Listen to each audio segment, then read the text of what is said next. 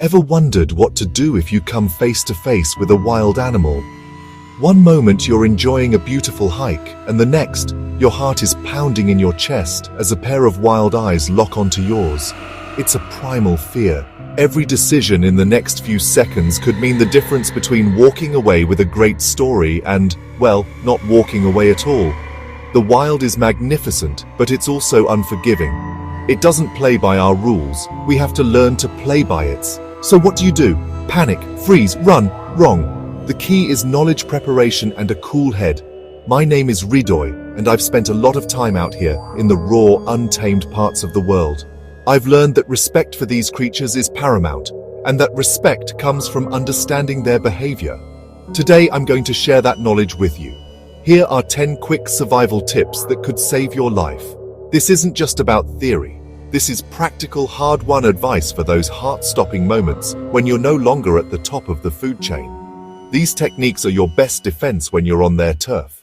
This is about empowering you, giving you the confidence to explore the wild while knowing how to handle its most challenging inhabitants.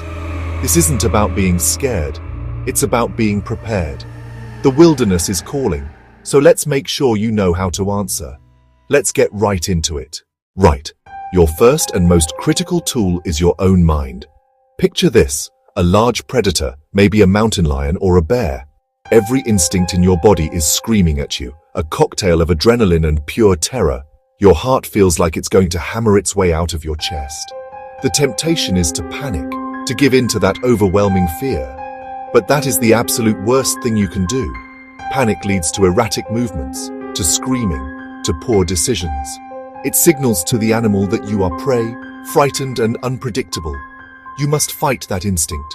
Take a deep, controlled breath. Feel the air fill your lungs. Another one. Slow your heart rate down, even just a fraction. This mental fortitude is your anchor in a storm of fear. Now, linked directly to staying calm is this next rule, and it goes against every fiber of your being. Do not run. I cannot stress this enough. When you see a predator, your lizard brain screams, flee. It's a primal, deep-seated instinct. But in the animal kingdom, what runs? Prey runs. The moment you turn your back and sprint, you trigger an irresistible, hardwired chase instinct in that predator. It's a game of cat and mouse. You are the mouse. You will never outrun a bear.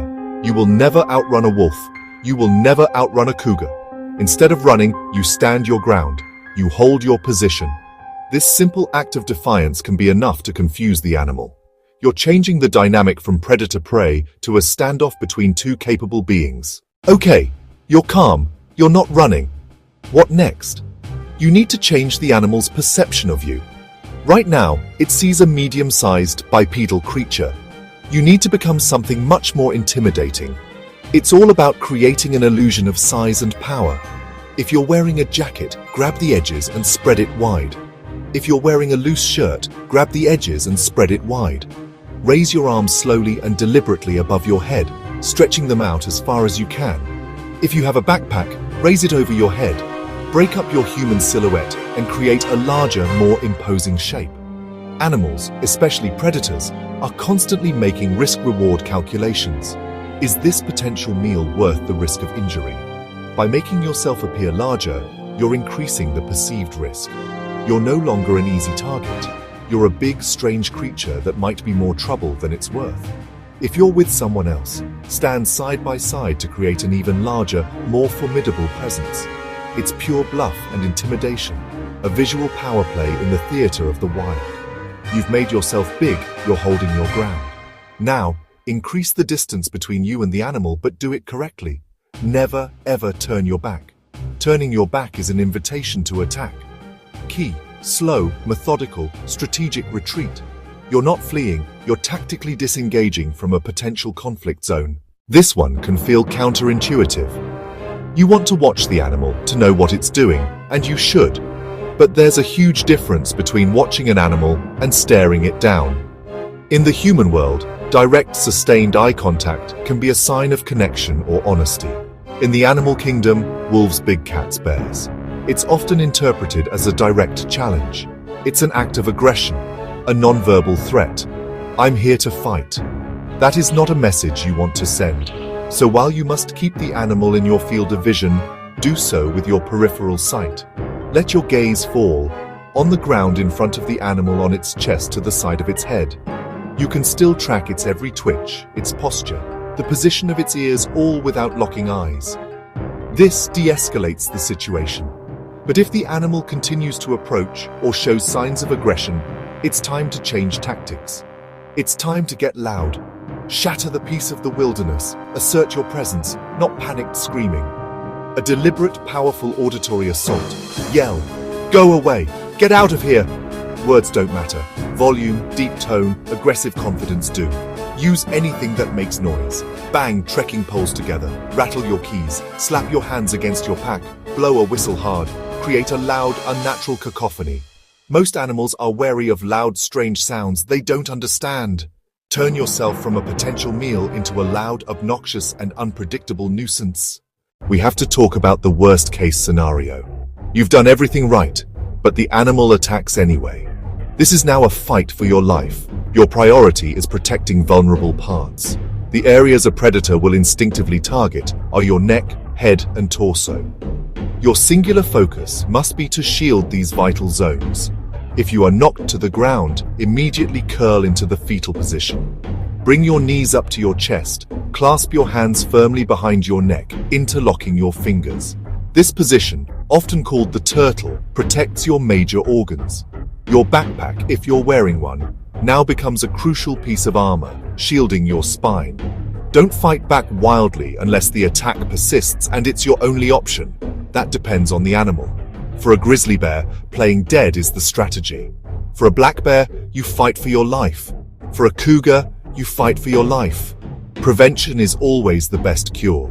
When you venture into areas known to have large predators, you should not go empty-handed.